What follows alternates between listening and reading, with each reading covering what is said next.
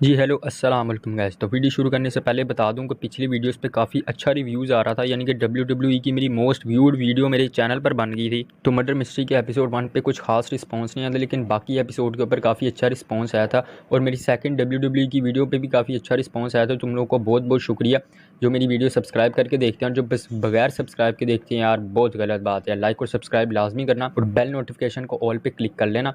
और बस अब शुरू करते हैं एपिसोड 6। जी तो द हंक साहब, अस्सलाम वालेकुम।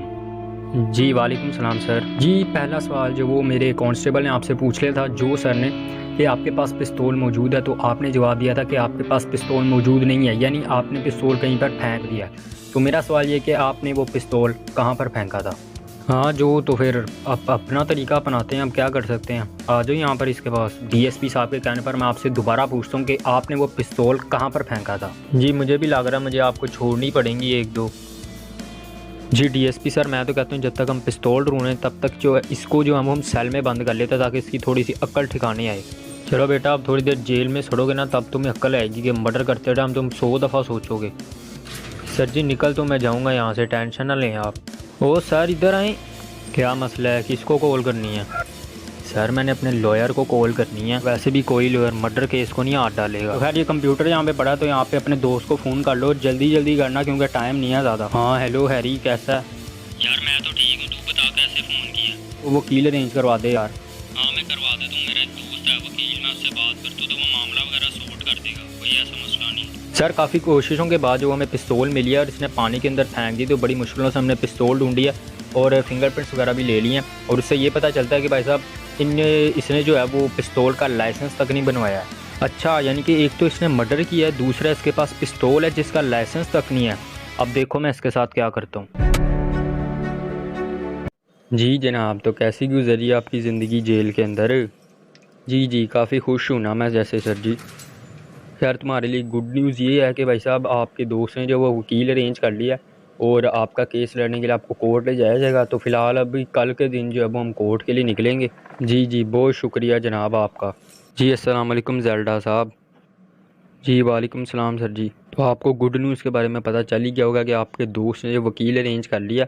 तो फ़िलहाल अब जो है वो कोर्ट ही निकलने की तैयारी करो आप। जी सर मैं निकलता हूँ। यार एक छोटा सा इशू है कि मुझे कोर्ट रूम का सीन नहीं मिल रहा था, लेकिन फ़िलहाल मैंने जो वो पार्लियामेंट वाला डाल दिया सीन। तो बाकी स्टोरी काफ़ी अच्छी है, तो एडजस्ट कर लेना यार। जी आप सबको मेरी तरफ से अस्सलाम वालेकुम। वालेकुम सलाम। जी तो केस की कार्रवाई शुरू की जाए। योर ऑनर, ज़ेल्डा साहब ने मर्डर कर दिया, वो भी अपने करीबी दोस्त का। तो बाकी की डिटेल्स हम ज़ेल्डा साहब से जानेंगे। तो ज़ेल्डा साहब प्लीज़ आप यहाँ पर तशरीफ़ लाइए। जी मैं आ गया हूँ, आपने जो सवाल करने आप कर सकते हैं। जी जनाब, तो आप मर्डर की वजह बता सकते हैं जज साहब को। सर आपने मेरी फ़ाइल्स की डिटेल्स तो पढ़ी होंगी, तो फिर आप मुझसे दोबारा सवाल क्यों कर रहे हैं। क्योंकि सर जी जज साहब ये जानना चाहते हैं कि आपके मर्डर के पीछे क्या वजह है। जी ज़ेल्डा साहब बयान कीजिए पूरा माजरा। सर मेरा लॉयर आएंगे तो वही मेरी साइड पेश कर सकते हैं। अस्सलाम वालेकुम जज साहब, सॉरी वो आने में थोड़ी देर हो गई। कोई मसला नहीं, केस अभी शुरू ही किया गया। जी तो मैं इनके ओपोजिशन लॉयर से पूछना ये चाहूँगा कि वो किस साइड से हैं, जबकि जो वो मर्डर केस है जिसमें जो जिस शख्स को गोली लगी थी वो तो हलाक हो गया, तो अब ये किस साइड से लड़ने आए हैं। जी सर, तो जिस बंदे ने आपको हायर किया है उसी ने मर्डर किया है, और जिसका मर्डर किया है उसकी फैमिली में से उसके भाई ने जो वो ये केस डाला है उसके ऊपर, ताकि उसको सज़ा दी जाए मर्डर केस के ऊपर। चले ठीक है सर, ये तो बात क्लियर हो गई ना कि आप उनके भाई की तरफ से आए हैं। जी जी मैं उनके भाई की तरफ से केस लड़ने आया हूँ। योर ऑनर, अगर आपकी इजाज़त हो तो मैं ज़ेल्डा साहब से कुछ सवाल जवाब करना चाहूँगा। जी जी ज़ेल्डा साहब को विटनेस बॉक्स में ले आइए। जी तो पहला सवाल मेरा आपसे ज़ेल्डा साहब ये है कि आपने मर्डर किस चीज़ से किया था। जी सर, बॉडी पर बुलेट्स के निशान है, तो ऑफ कोर्स मैंने पिस्टल से मारा होगा। जी चलिए ये बात तो क्लियर हो गई कि आपने पिस्टल से जेफरसन का मर्डर किया था। जी सर। जी तो दूसरा सवाल ये है कि रिपोर्ट से पता चलता है कि आपने पिस्टल को फेंक दिया था जिसका लाइसेंस तक नहीं बनवाया था आपने।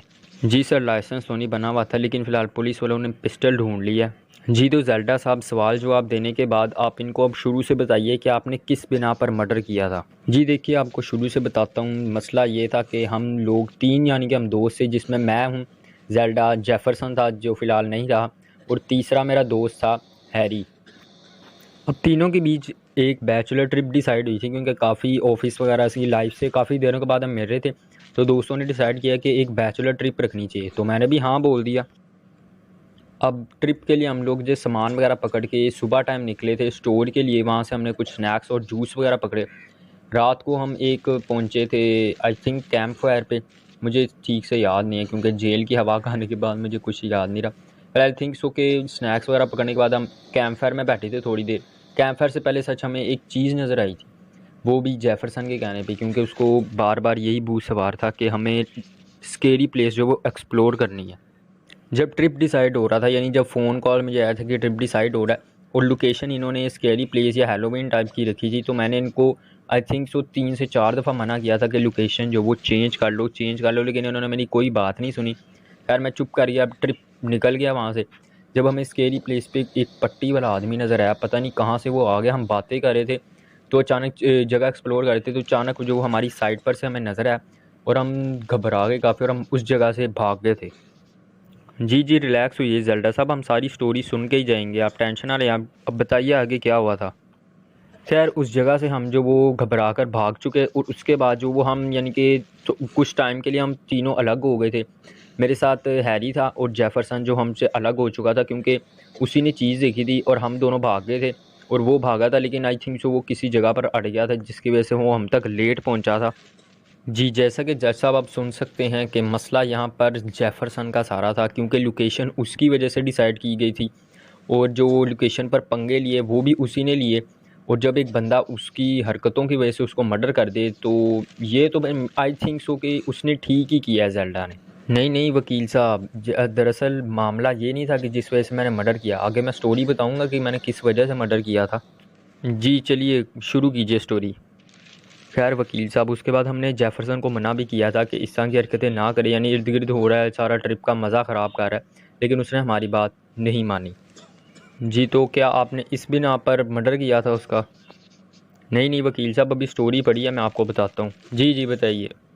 तो खैर जब हम मिले तो हमने डिसाइड किया कि एक होटल रूम जो वो कुछ दिनों के लिए बाय करना चाहिए। हमने एक होटल रूम रेंट पर भी लिया 2-4 दिन के लिए। तब तक हमने जो वो उसके बाद हमने अपने सामान वगैरह रखा है। उसके बाद हमने डिसाइड किया कि मूवी देखने चलते हैं या घूमने फिरने एक्सप्लोर करने चलते हैं, क्योंकि हमने शुरू में जो स्टोर था वहाँ से हमने कुछ कपड़े वगैरह भी अच्छे से ख़रीदे थे, तो वही हमने रेंट रूम के अंदर कपड़े वगैरह बदले। उसके बाद हम चीज़ें एक्सप्लोर करने निकल गए थे बाहर।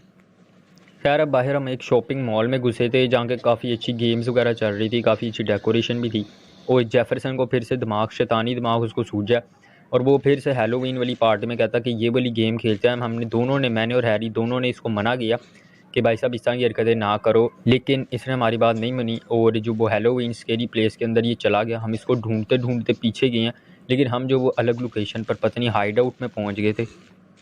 हम जब हाइड आउट में पहुंचे तो वहाँ पर काफ़ी मिट्टी थी। हैरी कहता है कि यहाँ पर उसका दम घुट रहा था, काफ़ी मिट्टी वगैरह उड़ रही थी, और इर्द गिर्द जो शीशे थे वहाँ से भी हमें कुछ साए वगैरह नज़र आए, तो हम और ज़्यादा डर गए। फिलहाल हम किसी तरीके से हाइड आउट से निकले और जेफरसन को ढूंढते ढूंढते हम बैक स्टेज पर वो हमें मिला था कोई सिनेमे की शूटिंग वगैरह के दौरान। खैर यहाँ पर कोई भी नहीं था, वो अकेले बैठा हुआ था। हमने उसको इतना समझाया, डांटा, लेकिन जेफरसन को कोई बात में समझ में नहीं आ रही थी, और ऊपर से वो मुझे बोल रहा था कि यानी कि तेरा दिमाग ये है तो वो है। मैंने उसको मना भी किया, भाई साहब इस तरह की बातें मत कर, फालतू में गुस्सा चढ़ेगा, ट्रिप ख़राब हो रही है। सच हैरी ने कहा था कि ट्रिप कैंसिल करो, और ये जो वो ट्रिप काफ़ी ख़राब हो रही है, मूड जो है जेफरसन ने काफ़ी ख़राब किया था, तो अपना अपना सामान उठाओ और अपने अपने घरों को निकलो। लेकिन जेफरसन ने नहीं बात मानी और इसने मेरे बारे में बातें करना शुरू कर दी। मैंने उसको मना किया कि यार ना इस तरह की बातें करो, ट्रिप ख़राब हो रहा है, इन्जॉय करना है तो इन्जॉय करो ना यार।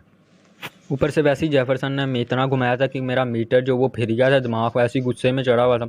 ऊपर से इसकी बातें ऐसी थी कि मज़ीद मुझे गुस्सा चढ़ रहा था, और इसने मुझे ऐसे कहा कि भाई साहब, मैंने इसे कहा मैं कहा मेरे हाथों कुछ बुरा हो जाएगा, तू इसलिए चुप करके बैठ जा।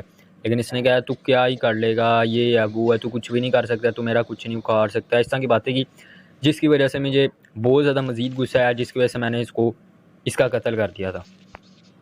मैंने जैसे इसको पिस्टल से हेड शॉट यानी सिर पर फायर किया, तो ये मौके पर ही उस टाइम डेड हो गया था। अब हम दोनों डर गए थे, हैरी और मैं। फ़िलहाल हमने बॉडी को ठिकाने लगाना था, लेकिन हम दोनों वहाँ से भाग गए, और हम दोनों अपने अपने घरों के तकरीबन 3-4 दिन या हफ़्ता जो मैंने ऑफिस से भी छुट्टी ले ली, यानी कि मैंने नहीं ऑफिस से, लेकिन हैरी ने कहा था ऑफिस वगैरह ना जाए, यानी घर से बाहर वगैरह ना निकलें, क्योंकि पकड़ा गया तो काम ख़राब भी हो सकता है। उसके बाद में फ़िलहाल 1 हफ़्ता घर में चिल किया, लेकिन टेंशन काफ़ी ज़्यादा थी। फ़िलहाल उस दिन मैंने न्यूज़ लगाई और न्यूज़ के अंदर एक जो पुलिस ऑफिसर जो वो उससे इंटरव्यू लिया जा रहा था कि जो मर्डर केस हुआ है उनको जो बॉडी वगैरह मिली थी, उन्होंने इन्वेस्टिगेशन की तो उनके बारे में उनसे न्यूज़ स्टूडियो में पूछा गया तो उन्होंने यही जवाब दिया कि हम इन्वेस्टिगेशन कर रहे हैं तो पता लग जाएगा ये। खैर बॉडी के ऊपर जो फिंगरप्रिंट्स थे या पिस्टल जो वो मैंने वहाँ से हम निकल गए थे ट्रेन वगैरह से और वापसी पर जब हम लोकेशन पर पहुँचे तो मैंने पिस्टल जो वो नहर के अंदर फेंक दी थी ताकि किसी को कुछ सबूत ना मिले। खैर न्यूज़ सुनने के बाद मैं काफ़ी डर गया था। मैंने हैरी को फ़ोन किया, उससे कुछ मशवरा करने की कोशिश की थी कि मैं लोकेशन छोड़ के भाग जाता हूँ ये या वो। तो उसने मुझे समझाया कि भाई साहब इस मामले में जो है वो यहाँ से भागना बहुत ज़्यादा बेवकूफ़ी है, क्योंकि लाइव लोकेशन जो वो ट्रैक हो सकती है, नाके वगैरह लग के पकड़ सकता है और तुझे उम्र कैद भी हो सकती है दफ़ा 302 के तहत। तो फिलहाल उसी के कहने पर जो वो मैंने लोकेशन नहीं बदली और मैं घर में बैठा रहा। फिलहाल रात के टाइम पे मेरे घर पे पुलिस की एंट्री होती है। मुझसे पुलिस वाला सलाम वगैरह देता है, मैं भी सलाम का जवाब देता हूँ। उसके बाद वो पूछते हैं कि आपको पता हो गया कि आपने मर्डर किया है, ये है वो, आपकी लोकेशन ट्रैक हुई है। तो गाड़ी के अंदर वो कार में आए थे तो उन्होंने कहा था गाड़ी में आपको जो पुलिस सर बुला रहे हैं तो आप उनकी बात सुन लीजिए। तो मैं जो सर के पास गया, मुझसे कुछ सवाल जवाब पूछे उन्होंने कि आपने मर्डर किस चीज़ से किया था, फलाना टिमकाना। मैंने उन्हें कहा था कि मैंने पिस्टल से मर्डर किया और वो पिस्टल मैंने वापसी टाइम लोकेशन पे, जैसे मैंने आपको बताया कि मैंने नहर में फेंक दी थी, लेकिन उन्होंने बताया कि हम ढूंढ लेंगे, तुम ये बताओ किस नहर में फेंकी है या वगैरह वगैरह। मैंने उन्हें बताया कि मैंने इस नहर में फेंकी है, लोकेशन उतर ज़्यादा प्लेटफॉर्म पे, वहाँ पे एक नदी बह रही थी, मैंने वहाँ पर फेंक दी थी। फिलहाल उसे उन्होंने किसी तरीके से ढूंढ लिया और उस फिंगरप्रिंट्स लिए गए उसके ऊपर से और इन्वेस्टिगेशन के बाद पता चला कि उन्होंने बताया कि इसका लाइसेंस तक नहीं है, जिसकी वजह से आपके पास जो रिपोर्ट है वो यही है। खैर जब रात पुलिस आई तो उसके बाद उन्होंने कहा कि आपको सुबह जो इंटेरोगेशन रूम में कुछ सवालों के जवाब देने हैं। तो मैंने कहा ठीक है, मैं दोस्त के कहने पे चला गया क्योंकि उसने कहा कि सवालों के जवाब देना ज़रूरी है, क्योंकि डरने की ज़्यादा ज़रूरत नहीं है। लेकिन मुझे डर था क्योंकि मैंने मर्डर किया था, कोई छोटी मोटी बात तो नहीं थी। फिर मुझे इंटेरोगेशन रूम में जो सर ने, पुलिस ऑफिसर ने कुछ सवाल जवाब पूछे, जैसे कि आपने मर्डर कब किया या किस चीज़ से किया, वो पिस्तौल आपके पास मौजूद है या नहीं। तो खैर मैंने उन सबके जवाब दिए। उसके बाद उन्होंने कहा कि डीएसपी साहब जो वो अब बाकी सवाल जो वो डीएसपी साहब के ऑफिस में होंगे। तो फिर डीएसपी के सामने मैं पेश हुआ, उन्होंने भी कुछ सवाल जवाब पूछे। उसके बाद उन्होंने मुझे मारना भी शुरू किया कि पिस्तौल किधर है, हम ढूंढ लेंगे, ये है वो है। खैर मैंने उसको सब बताया तो उन्होंने पिस्तौल वगैरह ढूंढ ली थी। और जब उन्हें ये पता चला कि पिस्तौल के ऊपर फिंगरप्रिंट्स भी मेरे हैं, लाइसेंस भी नहीं इसका बना हुआ, तो उन्होंने मुझे सेल में बंद कर दिया। उसके बाद मैंने उन्हें बात करवाई कि मेरी दोस्त से मुझे बात करने दीजिए ताकि वो वकील वगैरह अरेंज कराए, उसमें भी काफ़ी टाइम लगेगा, मैं यहाँ पर फालतू में सड़ता रहूँगा। लेकिन फ़िलहाल उन्होंने 1-2 दिन मुझे बात नहीं करने दी क्योंकि उन्होंने कहा था कि अभी तुम ताज़े जेल में आए हो तो अभी हम वकीलों से बात नहीं करवा सकते। फ़िलहाल कुछ 2 दिनों के बाद उन्होंने मुझसे मेरी दोस्त से बात करवाई थी। उसके बाद मैंने उसे कहा था कि वकील अरेंज करो। उसके बाद वकील अरेंज हुआ तो आज मैं कोर्ट में आया हूँ। जी, रिपोर्ट से ये साबित होता है कि आपने जो भी स्टोरी बताई है वो एकदम एक्यूरेट बताई है। जी, तो जैसा अब आपने स्टोरी सुन ली है और स्टोरी से यही साबित होता है कि जेफरसन अपनी मौत का खुद ज़िम्मेदार है, क्योंकि अकॉर्डिंग टू जैपनीज़ थ्योरी या अमेरिकन थ्योरी कि ये साबित होता है कि एक बंदा अगर दूसरे बंदे का कत्ल कर देता है तो जिसका कत्ल हुआ है ज़िम्मेदार वो है कि उसने उस बंदे का दिमाग इतना ख़राब कर दिया कि वो कत्ल करने पर मजबूर हो गया था। क्योंकि आप अगले बंदे को इतना तपा देते हो कि वो मर्डर करने पर या आपको लड़ाई वगैरह झगड़ा करने पर मजबूर हो जाता है। तो इस स्टोरी में भी सेम केस है, जेफरसन अपनी मौत का खुद ज़िम्मेदार है।